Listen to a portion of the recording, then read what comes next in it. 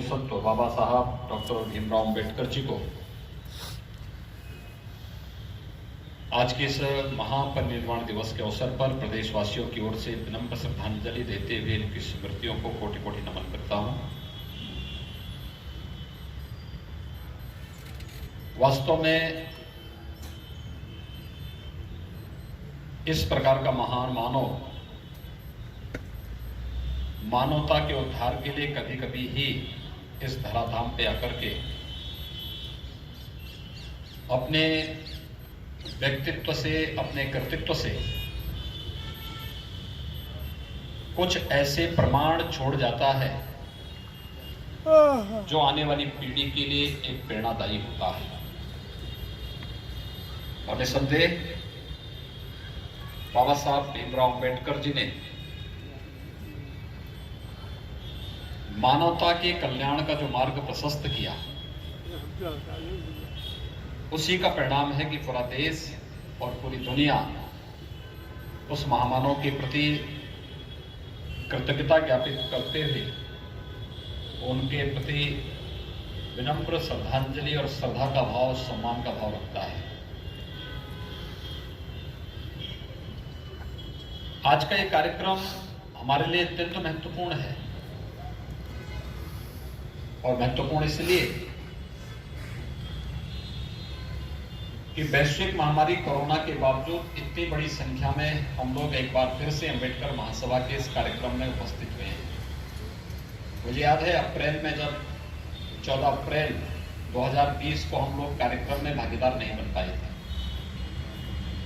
Lockdown के कारण corona संक्रमण को नियंत्रण करने के लिए जो अभियान देश के अंदर प्रारंभ हुआ था, उसी अभियान का वो क्रम था। लेकिन कोरोना पर काफी हद तक नियंत्रण करने के बाद केंद्र और प्रदेश सरकार के द्वारा जो गाइडलाइन जारी की गई है, उस गाइडलाइन के क्रम का पालन करते हुए इतनी भारी संख्या में आप सबकी उपस्थिति बाबा साहब भीमराव अंबेडकर के प्रति अपनी श्रद्धा और सम्मान को व्यक्त करता है। मैं इस अवसर पर आप सबका हृदय से अभिनंदन करता हूं। भाइयों बहनों, हम सबको इस बारे में समझना होगा कि बाबा साहब भीमराव अंबेडकर महान बने, लेकिन उनके समकक्ष और उसी कालखंड के दौरान दलितों की आवाज को बुलंद करने वाले श्री जोगेंद्र नाथ मंडल को वह सम्मान नहीं मिल पाया। आखिर क्यों? कोई बात जरूर रही होगी।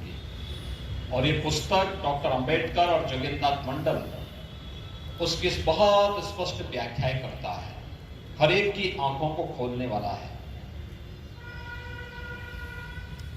बाबा साहब भीमराव अंबेडकर ने बचपन से सामाजिक अन्याय झेला, छूत का दंश झेला, अपमान सहा।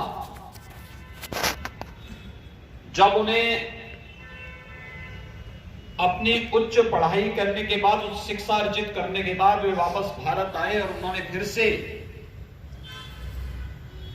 अपनी आजीविका के लिए संघर्ष करना प्रारंभ किया, तब भी भेदभाव और सामाजिक अस्पृश्यता उनका पीछा नहीं छोड़ पाई। लेकिन इस सब के बावजूद उन्होंने कभी हिम्मत नहीं हारी। देश के स्वत्व को पहचाना,